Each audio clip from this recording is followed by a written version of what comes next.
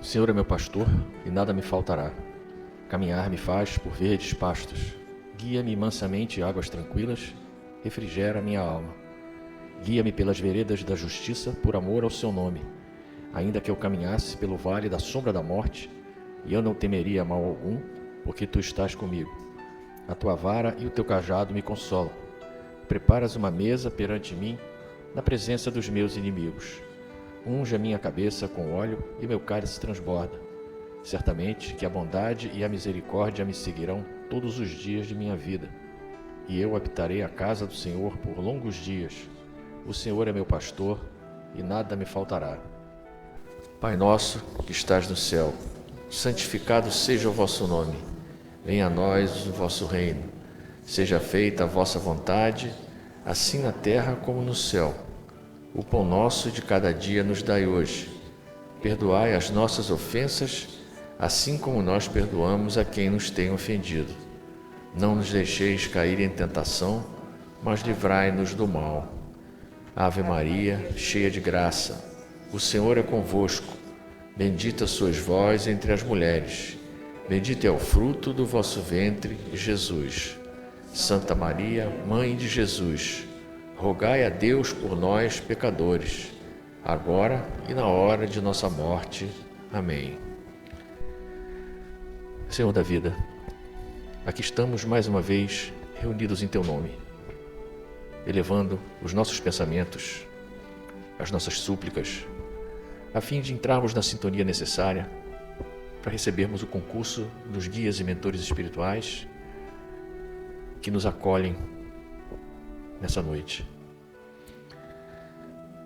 Nós pedimos a Francisco de Assis, às falanges brancas do universo, a Miguel Arcanjo, aos orixás da nossa casa, ao nosso guia-chefe, o Caboclo Tupinambá, por todos aqui presentes, encarnados e desencarnados.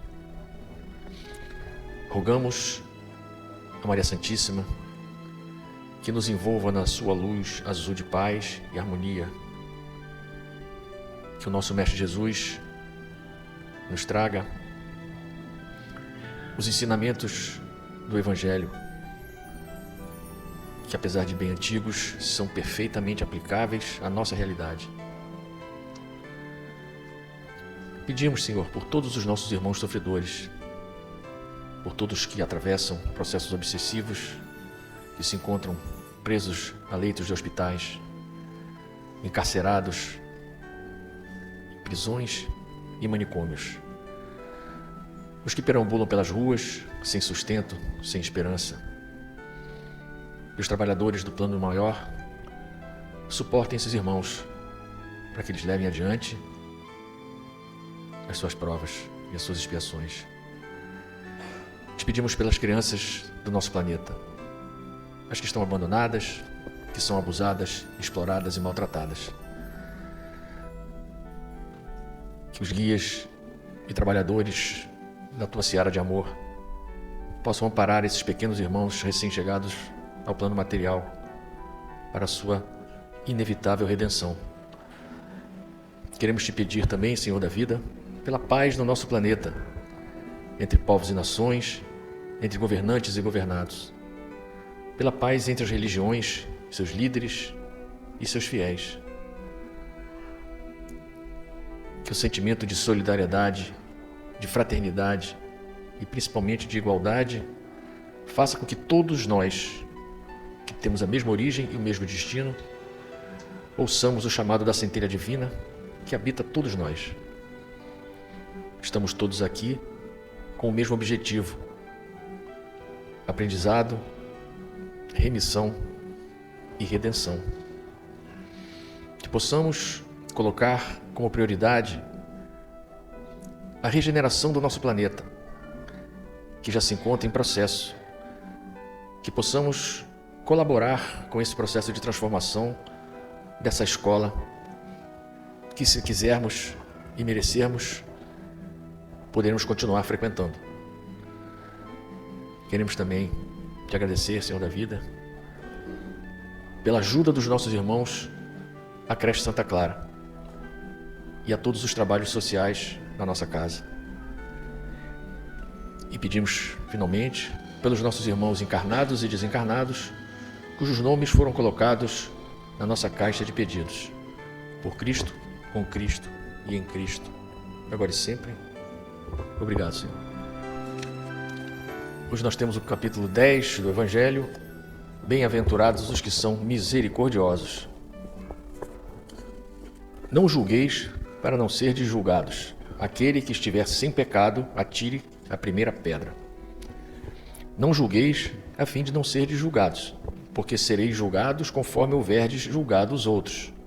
Empregar-se-á convosco a mesma medida de que vos tenhais servido para com os outros. Essa passagem está no Evangelho de Mateus, no capítulo 7. Então os escribas e os fariseus lhe trouxeram uma mulher que fora apanhada em adultério e, pondo-a de pé no meio do povo, disseram a Jesus: Mestre, esta mulher acaba de ser surpreendida em adultério. Ora, Moisés, pela lei, ordena que se lapidem as adúlteras. Qual é a tua opinião sobre isso? Assim diziam, para o tentarem e terem de que o acusar. Jesus, porém, abaixando-se, pôs-se a escrever na terra com o dedo. Como continuassem a interrogá-lo, ele se levantou e disse: Aquele dentre vós que estiver sem pecado, atire a primeira pedra. Em seguida, abaixando-se de novo, continuou a escrever no chão. Ouvindo Jesus falar daquele modo, os seus interrogadores se retiraram, um após outro, afastando-se primeiro os velhos. E ficou Jesus a sós com a mulher, colocada no meio da praça. Então, levantando-se, perguntou-lhe Jesus: Mulher, onde estão os que te acusaram? Ninguém te condenou? Ela respondeu: Não, Senhor. Disse-lhe Jesus: Também eu não te condenarei. Vai e não peques mais. Essa passagem é do Evangelho de João, no capítulo 8. Atire-lhe a primeira pedra aquele que estiver sem pecado, disse Jesus. Esta sentença faz da indulgência um dever, pois não há quem dela não necessite para si mesmo. Ela nos ensina que não devemos julgar os outros com mais severidade do que nos julgamos a nós mesmos, nem condenar nos outros aquilo de que nos absolvemos. Antes de censurarmos uma falta a alguém, vejamos se a mesma censura não nos pode ser feita. A censura que se faz à conduta alheia pode ter dois motivos: reprimir o mal ou desacreditar a pessoa cujos atos se criticam. Este último propósito nunca encontra desculpa, porque no caso só há maledicência e maldade. O primeiro pode ser louvável e constitui mesmo um dever, porque daí pode resultar um bem e porque, se assim não fosse, jamais o mal seria reprimido na sociedade. Aliás, não compete ao homem auxiliar o progresso do seu semelhante? Não deve, pois, ser tomado em sentido absoluto este princípio: não julgueis se não quiserdes ser julgado, porquanto a letra mata e o espírito vivifica. Jesus não podia proibir que se censurasse o mal, uma vez que ele próprio nos deu o exemplo, tendo-o feito em termos enérgicos. Quis, porém, dizer que a autoridade para censurar está na razão direta da autoridade moral daquele que censura. Tornar-se alguém culpado daquilo que condena nos outros é abdicar dessa autoridade, é privar-se do direito de repressão. A consciência íntima, além disso, nega respeito e submissão voluntária àquele que, investido de um poder qualquer, viola as leis e os princípios que está encarregado de aplicar. Aos olhos de Deus, a única autoridade legítima é a que se apoia no exemplo que dá do bem. É o que igualmente ressalta nas palavras de Jesus. Essa passagem do Evangelho, desse capítulo da bem-aventurança, bem-aventurados os que são misericordiosos, ele destaca o maior obstáculo, que essa misericórdia que o Evangelho nos conclama a exercer, encontra. É o maior defeito que nós ainda carregamos, que é o orgulho, Porque esse orgulho, que é o pior inimigo da caridade, essa caridade que é a condição imprescindível para a nossa evolução, os orgulhosos, nós orgulhosos, é muito mais fácil para nós apontarmos defeitos alheios do que reconhecer os nossos próprios. Se nós nos empenhássemos, nos dedicássemos, nos empenhássemos em reconhecer os nossos defeitos, e não nos iludamos, eles existem em muitos, que nós estamos num planeta de provas e expiações, porque nós somos espíritos imperfeitos. Então aquele que acha que não tem defeito é um grande equívoco. E só se nós nos empenhássemos em reconhecer esses defeitos e, em reconhecendo, tentar mudá-los, tentar apagá-los, nós talvez não perdêssemos tempo, não tivéssemos tanto empenho em apontar os defeitos alheios, né? É muito mais fácil. Por quê? Porque o nosso orgulho faz isso. Muitas vezes nós praticamos esses julgamentos constantes, apontando defeitos alheios, sem fazer o que o Evangelho coloca, que é inverter a posição.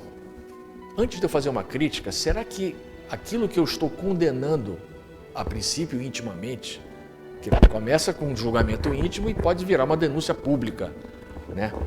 Uma explanação, como diz aí.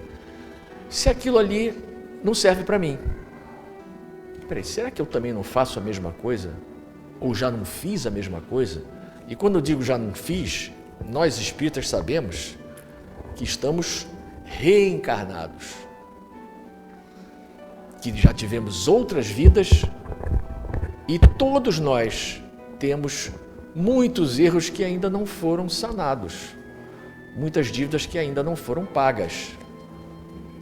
Então, quem sou eu para apontar ou cobrar uma dívida antes de pensar em pagar as minhas próprias, em vencer as minhas próprias imperfeições, né?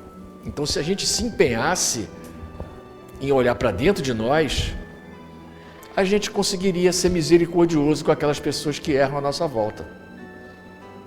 É claro que nós não devemos nos omitir, né, em denunciar ou apontar ou notar o mal que prejudica o bem comum, desde que essa denúncia, né, esse destaque que se dê ao mal, seja com esse objetivo.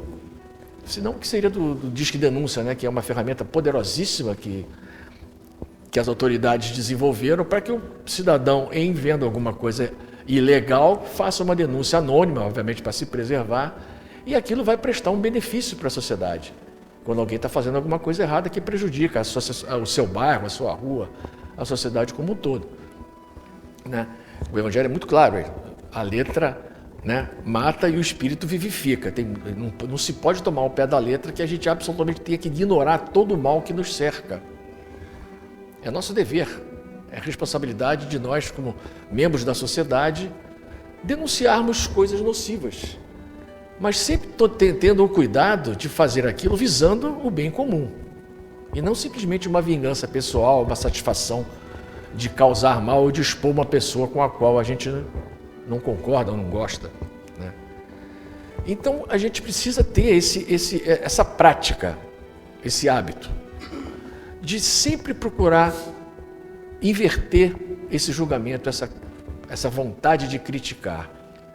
Porque, infelizmente, é o que nós mais vemos por aí, como não somos nós mesmos que praticamos, são pessoas imbuídas, inclusive, de autoridade, pessoas da lei, que devem, pela posição que ocupam, dar o exemplo. No Evangelho é muito claro, a única autoridade legítima é aquela que dá o exemplo do bem. Agora, se eu estou imbuído de dar o exemplo do bem e faço exatamente o contrário, a minha responsabilidade é muito maior. Aí a gente cai na malfadada hipocrisia, né, daquele que faça o que eu digo, mas não faça o que eu faço. Infelizmente acontece muito, as pessoas posam, né, de benfeitores e pregam regras de conduta, né, até de comportamento da sociedade, e por baixo dos panos, as ocultas, fazem barbaridades, né? Se absolvem de coisas que eles condenam, como o próprio Evangelho coloca, né? E esse tipo de ilusão só funciona aqui no plano material, porque nós temos o nosso campo eletromagnético, que é o nosso código de barra. E esse código de barra é visto pela justiça divina. Eles sabem o que nós estamos fazendo, o que nós estamos pensando, o que nós estamos vibrando e emanando. Então, nós precisamos tomar cuidado com essas críticas que nós fazemos, com os julgamentos que nós fazemos. Tem até um ditado popular que diz, né? Porque muitas vezes nós vamos fazer uma crítica, aí aquela pessoa que está sendo criticada vira, e você? Olha quem está falando. Aí ele vai e debate, rebate uma mazela nossa, que certamente não terá nenhuma dificuldade de encontrar, já que todos somos imperfeitos. Então vamos ter esse cuidado ao tecermos os nossos julgamentos, apontarmos os defeitos, identificarmos ou notarmos os defeitos dos outros. Vamos ver se a gente não precisa dessa autorreflexão, né? Poxa, será que eu não faço isso? Então, antes de eu chegar e apontar aquele erro que aquele sujeito está fazendo, eu vou tentar me esforçar para que eu, que faço a mesma coisa, pare de fazê-lo. Senão é aquela história, né? O sujo falando do mal lavado. E quando Jesus diz que os misericordiosos serão bem-aventurados, exatamente nesse sentido. Porque olhar para dentro de si antes de olhar o mal de outro é um ato de misericórdia. Eu paro de me preocupar com os erros alheios e me concentro nos meus próprios, né? Porque se o nome diz reforma íntima, é exatamente porque é minha. Eu não posso colocar em primeiro plano a reforma do meu próximo. Eu tenho que cuidar primeiro da minha. Senão, como diz a conclusão, eu perco a autoridade de criticar, de apontar o mal, se eu cometo a mesma coisa, se eu me comporto da mesma forma que eu estou criticando. Então, a única autoridade moral é aquela que dá o exemplo do bem. Então, esse é um evangelho que faz com que a gente se lembre dessa condição que nós ainda temos. Temos um passado de erros. E, como precisamos ser perdoados desses erros, precisamos ter a mesma indulgência que nós desejamos para nós com aqueles que erram conosco, ou que erram por aí. Porque da mesma forma, João falou, da mesma forma que usares com os outros, será usada contigo. Se fores severos e indulgentes e inclementes com os erros do vosso próximo, também a misericórdia não vai aliviar os teus próprios erros. Então essa é a lição que esse evangelho traz para a gente hoje. Para a gente jogar essa pedra que a gente pega de vez em quando para tirar, jogar ela no chão. Senhor, dá-nos forças para o passe. Fazei com que de nossas mãos fluam as energias vindas do plano espiritual, que equilibram, que harmonizam, que curam e que afastam os maus espíritos. Senhor, faz de nós um instrumento da sua paz. Onde houver ódio, faz com que eu leve o amor. Onde houver ofensas, que eu leve o perdão. Onde houver discórdia, que eu leve a união. Onde houver dúvidas, que eu leve a fé.